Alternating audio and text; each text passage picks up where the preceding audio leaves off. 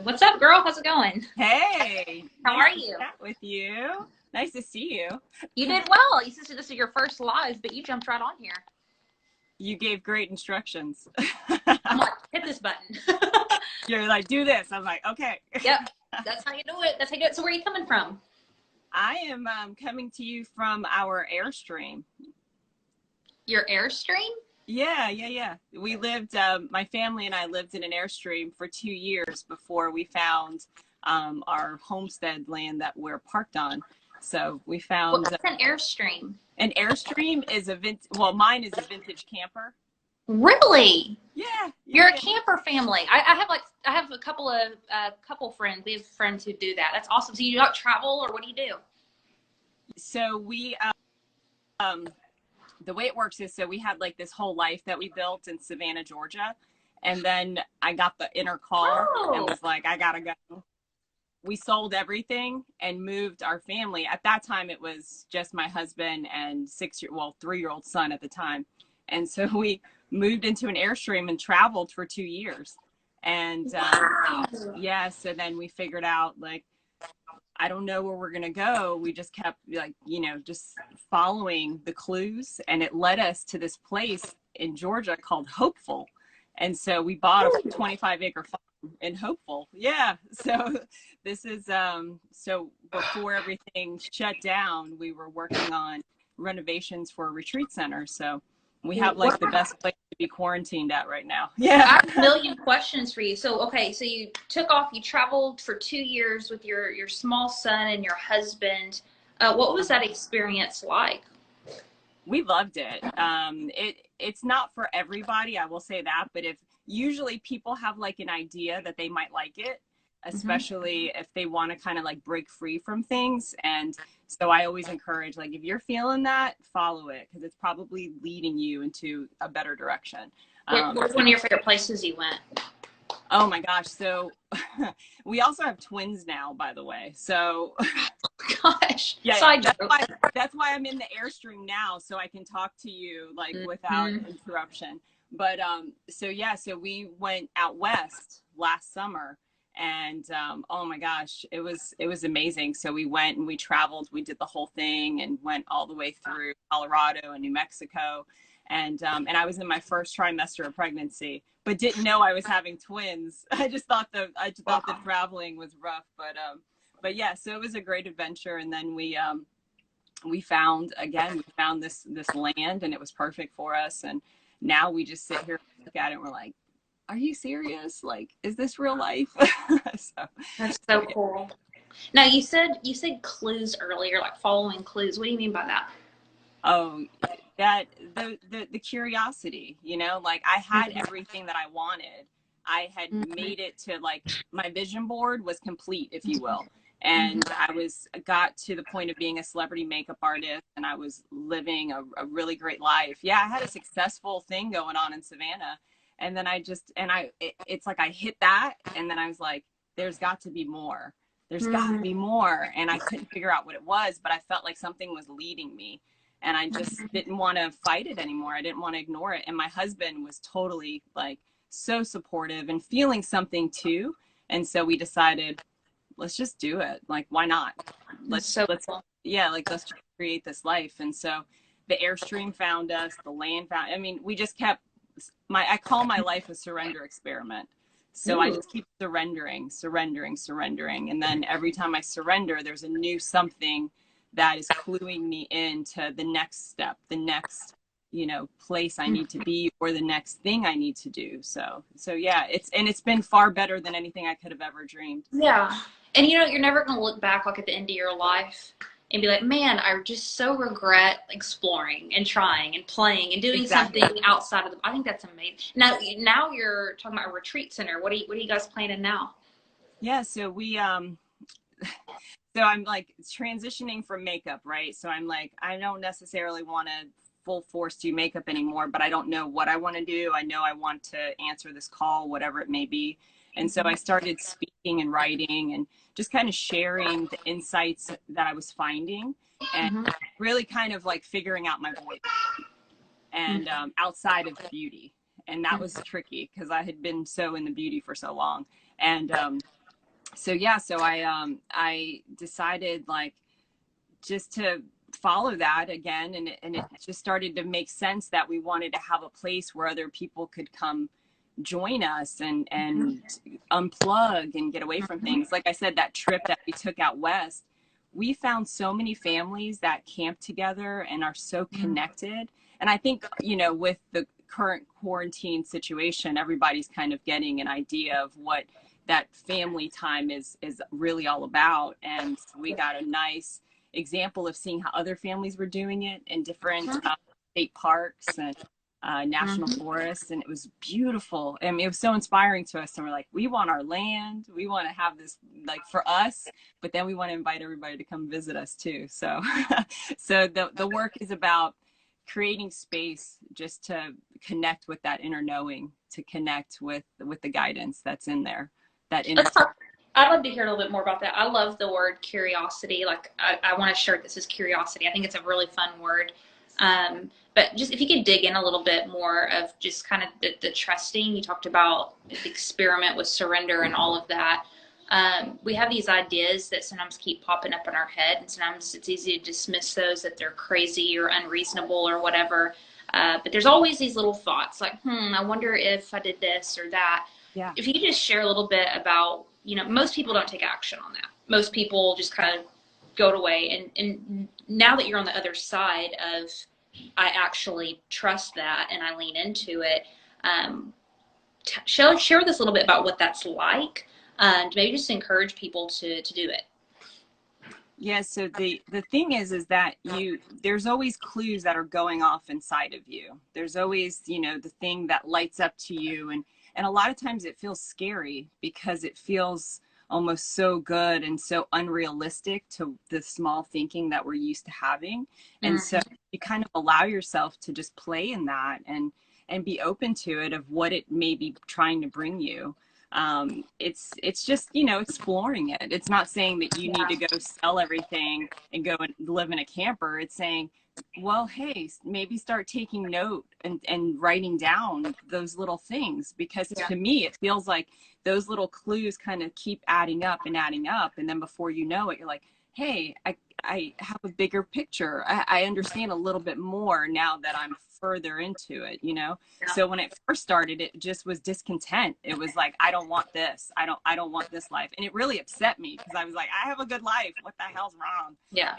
And the thing is that it because there was more waiting for me, trying to get my attention and trying to pull me and guide me in a way that I could understand. And I think that's the thing. It's like everybody will get clues that are specific to your own understanding, to where you are, because it's not there to scare you off. It's there to excite you and to like draw you in, draw you and keep bringing you in. And that relationship, the answers are only inside. Like, even though my husband and I are connected and we're partners and all this stuff, my inner guidance system is guiding me. His inner guidance system is guiding him, but we're going together. You know? So we have to be really honest about that. So I encourage anybody who's noticing that they're maybe bothered or discontent, that that's not a bad thing. You know, it's just trying to get your attention. It's trying to give you a clue, a little ding, ding, ding signal that, hey, we need to talk. I need you to come in so we can discuss some things and reevaluate, you know, and prioritize. So that's the biggest thing, making time for that. What about, when you say yes to something, you're saying no sometimes to something else, and you had to lay down, it sounds like, your career as a makeup artist. Was that difficult for you? Do you miss it? Do you regret it? What was that process like? Heather, this is the craziest part. So I left it. I guess you could, I'm just like, I'm out. I'm going to walk into the light, right? I'm going to go do this thing over here. And everybody's like, what's your plan? I'm like, I don't really have one. I'm just following this feeling, right? I'm following my intuition. And so I'm going and I'm thinking, makeup's gone. I left it. I'm not feeding it. It's not going to, come for me. And then all of a sudden it came knocking at my door. And it was like, hey, it's makeup. Remember me? And I was like, maybe I might remember you. It ended up resulting in my most profitable year. Wow. in one job. Wow. In one job. So, I mean, it was just like, Wow. you always have to be open because you never know. So what would have taken me a whole year to make, Yep. I was Yep. able to do in one job, and then be able to focus my attention on the work here on the land, and being able to, you know, bring all those dreams to fruition, you know, by being able to have the time to do it, and be able to have the focus to do it, and be able to have some capital, some budget to do the repairs and stuff. So there's always a provision before there's a need. That's the thing. Yep. You know, Yep. like you're Yep. scared because you don't know the answer yet. But the thing is like, there's already a way being made for you. You just have to trust the faith and just step out, step out, step out, you know, just one step at a time. You're not going to know next week's plan because you don't have that instructions yet. You just have to stick right here in this moment. Yep. That's where the everything is. That's where it all is. You know, our strength, our trusting, our faith, our ability, all of that is right in that moment. Yeah. Have you noticed this with your life? I feel like every time I feel a nudge towards something, I have to normally give up, say no to something, take a leap before something else steps in. And it's almost always like, I'll just give you a concrete example. Like last year, there was a client I was working with that I really wanted to let go of because I was miserable, but it was one of my biggest paying clients. And it was really hard. And so I was like, okay, well, I'm going to trust. I don't have a plan. I don't have like something to supplement that. But immediately when I gave that up, immediately something else came in. And that always happens, but it's like, I don't know if it's like a test or something, but I always have to say no to something and clear space for something else to be able to come in. And sometimes like I want something to come in so I can clear that space, but it's always like there has to be like that lag of unknown, I guess, for a minute. Yeah. That's it. It's like you almost have to offer it up. Mm-hmm. You almost have to offer it up and say, I'm willing to let go of my comfort and surrender this because I trust that everything I need is going to be available to me in the moment I need it. Not before, so I can feel comfortable, but so I can learn that relationship of trust and moving forward step by step, and knowing like it's all going to work out far greater than you can even comprehend yet. Yeah. So that's been the biggest thing for me is always remembering that. Like whenever I feel anxiety about anything, it's usually because I'm in the future and I'm future tripping, and that's not my business yet. My business is right here, you know, I'm focusing on that. So just trying to, you know, stay true to that, and making sure like where I spend my time, like you were saying, when you have that client that you know is not necessarily a good fit for your soul or a good fit for your greater goals and your purpose, you know, when it's not aligned, you know, but then you're like, but that money's aligned. I like that. And so, but the thing is that's I'm being small-minded in that, because there could be an even bigger client that is waiting for you to make room for them, you know, and make room within your heart for that entire experience, you know. So yeah, I'm with you.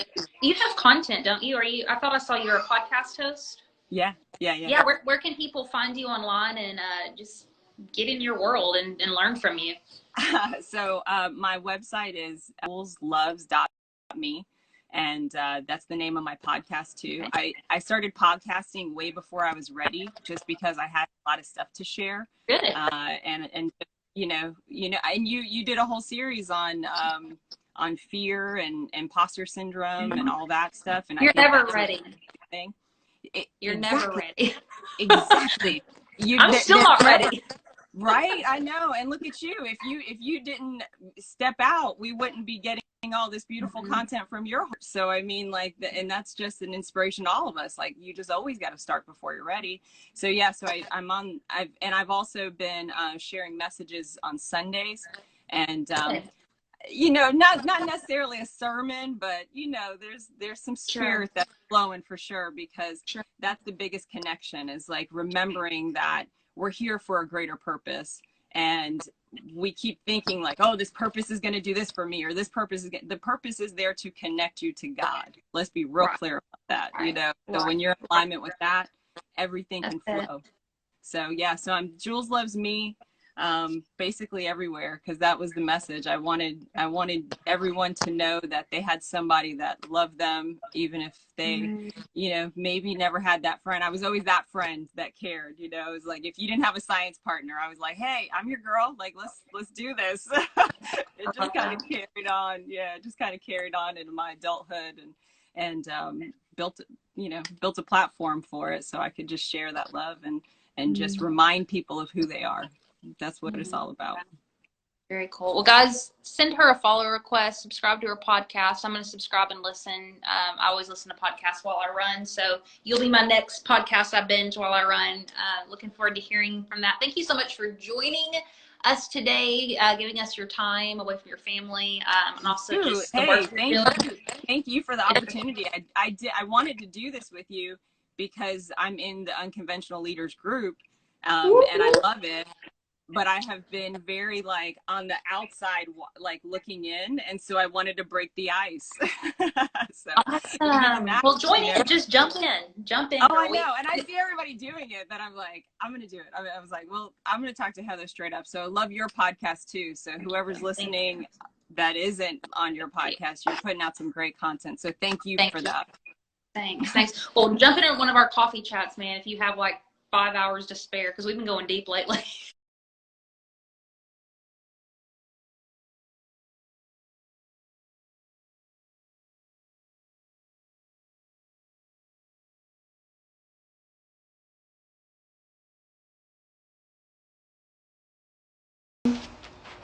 Well, some unconventional leaders. What's up? Waiting on our guest to get in here today. While our guest is joining, there she is. Jules loves me. Really?